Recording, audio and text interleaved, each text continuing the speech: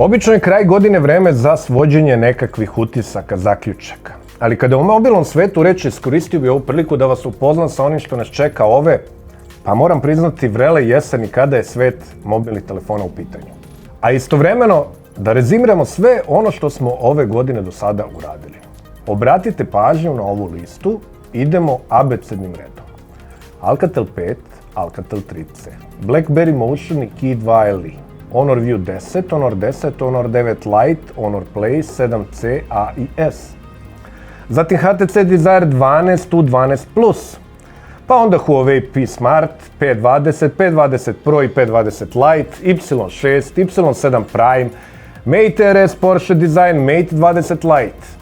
Pa smo testirali LG G17Q, Motorola Moto X4, E5, G6, G6 Play, G6 Plus, Z2 4, Z3 Play, Nokia 8110, Nokia 3.1, Nokia 8 široko, Samsung Galaxy A8, S9 i S9 Plus, A6 i A6 Plus, J6 Note 9, Tesla 3.3, 9.1 Lite, 9.2, Xiaomi, pazite sad ovo, Mi A1, Redmi Note 5A Prime, Redmi 5 Plus, Redmi 5, Redmi 5A, Mi Mix 2S, Redmi Note 5, Mi A2, Pocophone F1, Vivax Fly V1 i Point X502, VicoView Prime, View 2 i View 2 Pro. Sve ove telefone smo istestirali za prethodnih 9 meseci i priznaćete, uradili smo neverovatan posao. Preko 60 telefona smo istestirali za prvi 9 meseci ove godine, što je za preko 50% više u odnosu na celu prošlu godinu. Trebali da pominjemo posebno da je svaki test na sajtu bio praćen odgovarajućim videom na našem kanalu. Izveštavali smo i ove godine sa brojnih mesta, uvek bili na mestu događanja kada su novi telefoni objavljivani. Barcelona, London, Pariz, Moskva, Berlin. I to nije sve. Zamislite samo koliko smo priloga uradili sa svih tih mesta. Sam podatak da sam 60 puta seo pred kameru da bi predstavio pojedinačni telefon je kao podatak dovoljno značajan, a koliko smo telefona i izveštaja poslali sa svih tih događanja širom Evrope ove godine. Upravo ovim videom želim da najavim šta je sve to što nas čeka do kraja godine, makar ono što već znamo da će se dogoditi ili predviđamo da će se dogoditi. I pazite šta nas sve čeka samo u naredne 2 nedelje. Samsung je rešio da odgovori na rukavicu kome je konkurencija bacila u lice u srednjem segmentu. Čak 3 testa Samsung telefona idu ove ili naredne nedelje, zavisno od rasporeda. Znate o kojima telefonima je reč: A7, J6, J6 Plus i J4 Plus. Za dan 2 ide i test OnePlus 6 telefona. Ko je čuo je, ko nije. Od ove nedelje OnePlus telefone će biti moguće legalno kupiti u Srbiji. U četvrtak ujutru putujemo za Prag.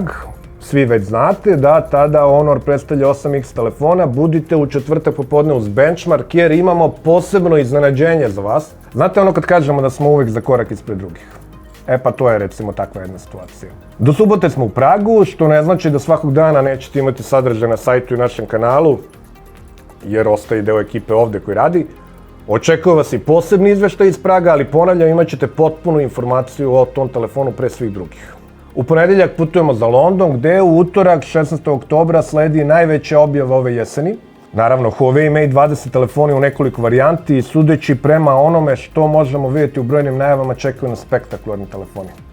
Naravno, javljamo se prvim prilogom iz Londona već u ponedeljak, a u utorak očekujte ekskluzivne izveštaje sa lica mesta i naravno unboxing Mate 20 modela.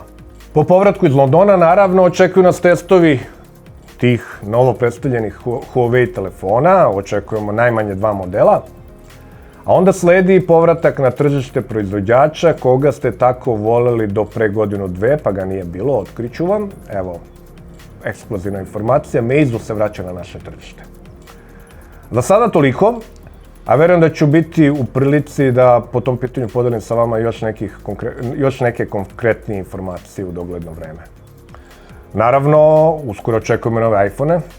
Mada moram priznati da nikada sa manjim uzbuđenjem nisam očekivao da stignu, ne zato što nisu dobri telefoni u pitanju, a ja lično jesam veliki poštovalac i višestruki korisnik telefona kompanije Apple, već zato što očekujem spektakularno visoke cene ovih telefona, a to se negde već kosi sa logikom i zdravim razumom, pa ne znam kako da ubedim vas u nešto u što sam više ne verujem. ali kad dođu ti telefoni, tada ću da lupam glavom šta reći, a ne zaplakati. To naravno nije sve. Čekamo Motorola One, čekamo OnePlus 6T, bit će sigurno i nekih Nokia, nekih novih Xiaomija, Sonija neće biti. Toliko za sada, nadam se da vam se dopada sve ono što uspevamo da postižemo, radimo, nikad vrednije. Eto, krajem meseca ovog oktobra, 29. je 19 godina benchmarka i mogu slobodno da zaključim da se u ovoj firmi nikada napornije i vrednije nije radilo. U sve te obaveze treba uklopiti potpuno renoviranje benchmark redakcije koja nas očekuje i kako stoje stvari, malo ćemo spavati. Ono što je dobro, što je lepo, jeste taj osjećaj da smo aktuelni, da smo uspešni u ovome što radimo, a to je nekako ono i možda i najbolje pogonsko gorivo da na tom putu istrajemo i budemo pravi. Hvala vam što nas pratite, znamo koja je naša uloga i šta je naša obaveza, znamo ovaj posao da radimo bolje od ostalih, a vi se samo potrudite da se dobar glas o benchmarku daleko čuje. Pozdravlja vas Benchmark ekipa i budite uz nas. Narednih 15 dana sve će da pršti od dobrih sadržaja.